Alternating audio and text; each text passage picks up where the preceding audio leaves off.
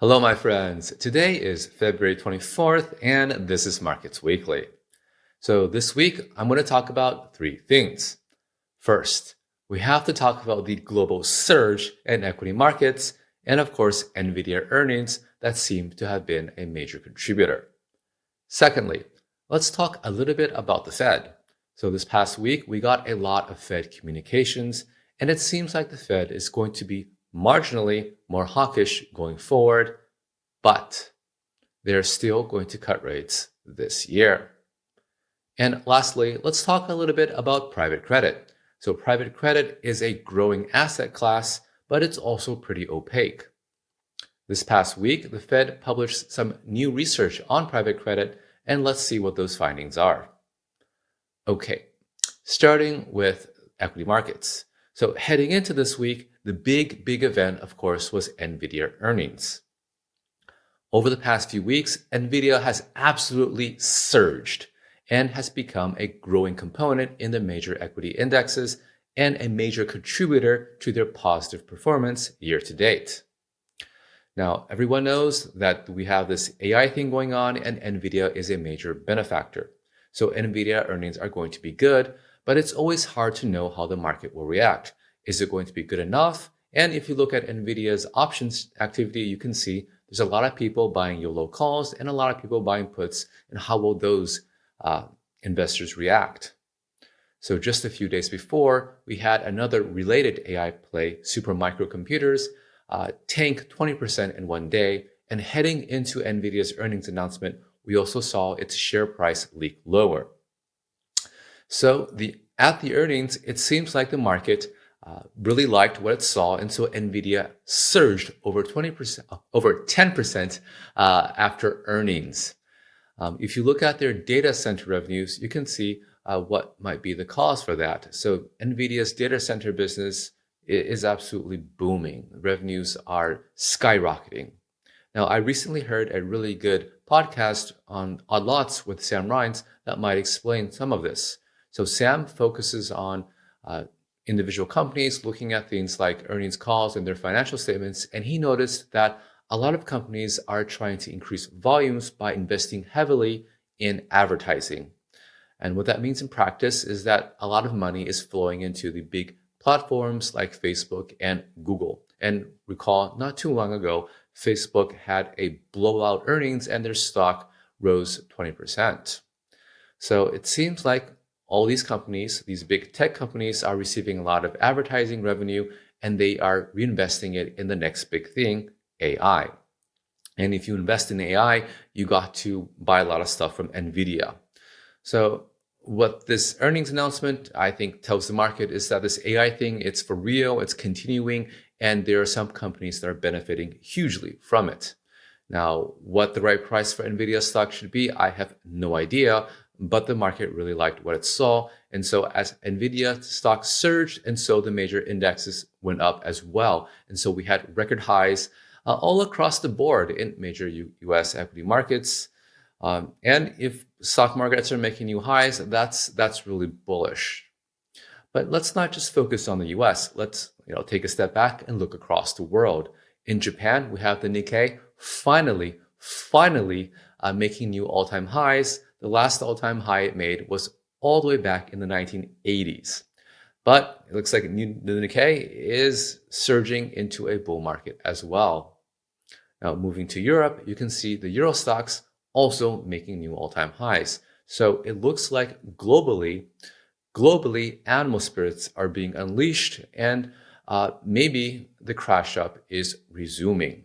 We'll find out in the coming weeks.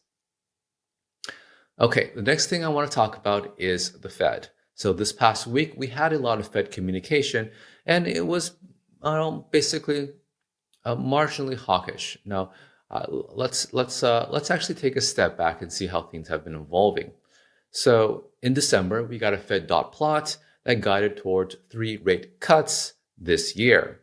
Now, since then, inflation data has basically uniformly come in notably hotter than expected, and the economy has done better than expected as well. So there's been some concern as to whether or not that was an aberration, or are we just going to, reaccelerate and move towards a hotter economy. At the same time, if we look at financial conditions, it seems like they're loosening. So equity markets, of course, doing well, but also credit spreads are narrowing and so forth. Now, what we heard, well, let's start with Governor Waller, very important. He gave a speech, and the title of his speech basically gave it all away. Basically, he's suggesting that he's not in a hurry to cut rates. Why that's the case? Well, look at it from the Fed's perspective. On the one hand, full employment and price stability are its mandates. Full employment, definitely taken care of, economy is doing well, and inflation may potentially be higher than expected. And so what Governor Waller is saying is that the economy is doing well, and we had this hot inflation print in January. So I'm just going to wait for a few more data prints to see how the economy is doing, see how inflation is evolving before I make a decision. So he's not in a hurry to cut rates, but the assumption is that he is going to be cutting rates.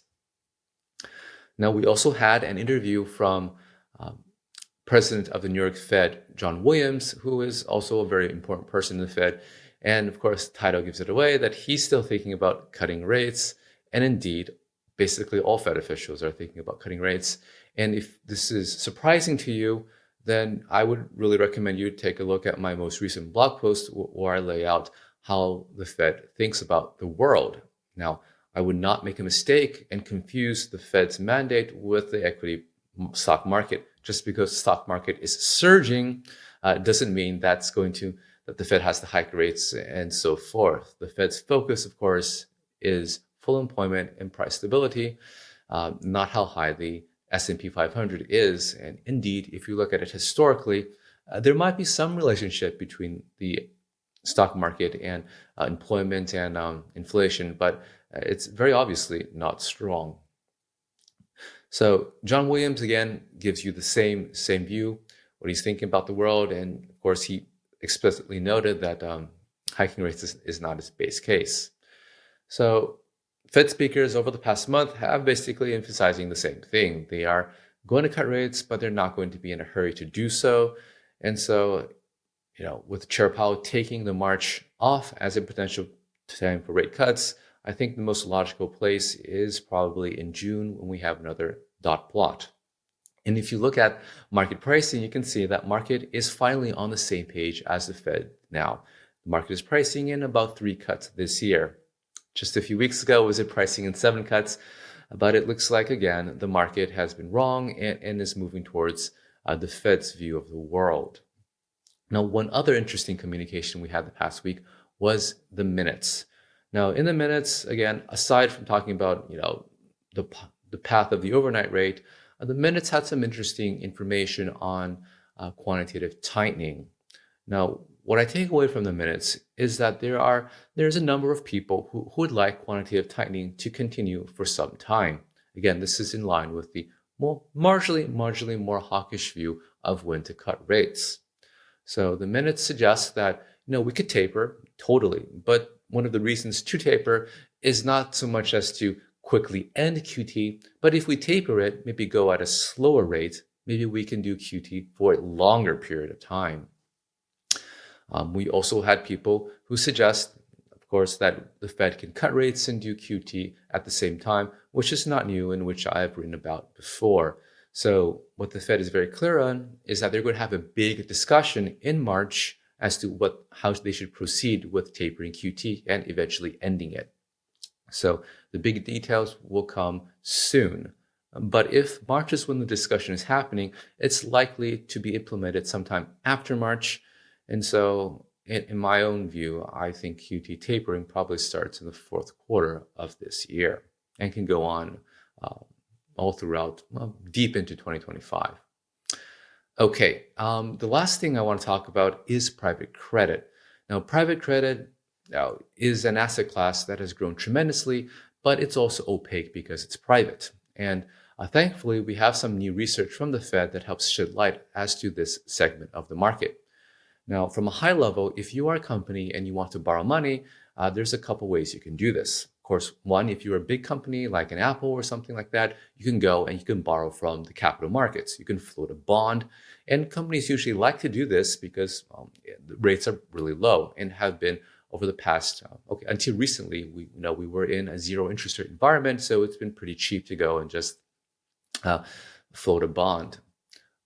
Another way you could borrow market is to go to a bank. Now, if you are a medium-sized company, maybe you don't have a credit rating, maybe you're not as well known in the capital markets. So if you needed money, you would just go and call a bank and the bank can make a loan to you. But over time, of course, banks have become more highly regulated. And so they've been a lot more conservative in their lending. So what if you're a company and you're not big enough to go to the market, and maybe the bank thinks you're too risky? What do you do? Well, what's been happening is that there's been a growing segment where you can just get a loan from a private lender. So this basically it would be, let's say, an investment fund uh, that has cash from investors and then goes and makes a loan to you. This investment company, this investor would not be a bank, so would not be highly regulated, but the loan wouldn't be something that you float in the market. It would basically be a private loan, and hence the name private credit.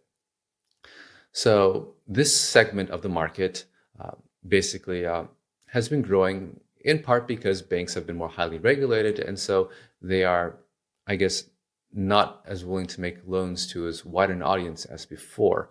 Now, Fed data is showing that this private credit space has been surging in growth and right now has about $1.7 trillion. Now, a key characteristic of these private credit loans is that they tend to be bilateral. So it's one big investment fund making a loan to a borrowing company one-on-one.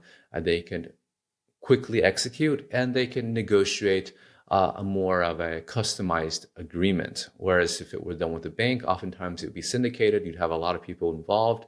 Or if it's going to the bond market, a whole bunch of people have a piece of it.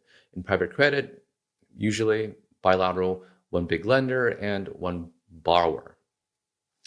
So why would people want to be investing in private credit? Well, a big reason is that private credit, the interest rates are high, so investors are able to earn a high return in private credit than they could, let's say, buying a bond or even in leveraged loans. So that seems to have been a big driver in its growth. And if you listen to a recent podcast on forward guidance on this topic, which is a good podcast, I recommend this episode. You can see that one of the big interests that investors have in private credit is also in that it's not mark to market. And so if the market goes up or goes down, investors don't have to show that to the investment management companies don't have to show that to their limited partners. Now, another thing that was interesting in this Fed study is that private credit actually seems to have lower default rates than comparable assets, say leveraged loans. And part of this seems to be that these loans tend to be, because they're bilateral, they're easier to renegotiate, and so there are fewer defaults. However, when there are defaults, it seems like the lenders have a smaller recovery percentage.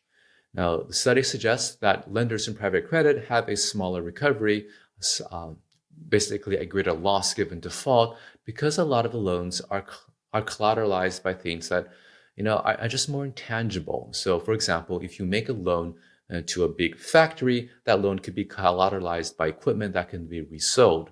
But if you make a loan to something, let's say a tech company, well, it's collateralized by a lot of intellectual property that's whose market value is a lot less certain. And so this, I think, difference in collateral seems to be accounting for the lower recoveries.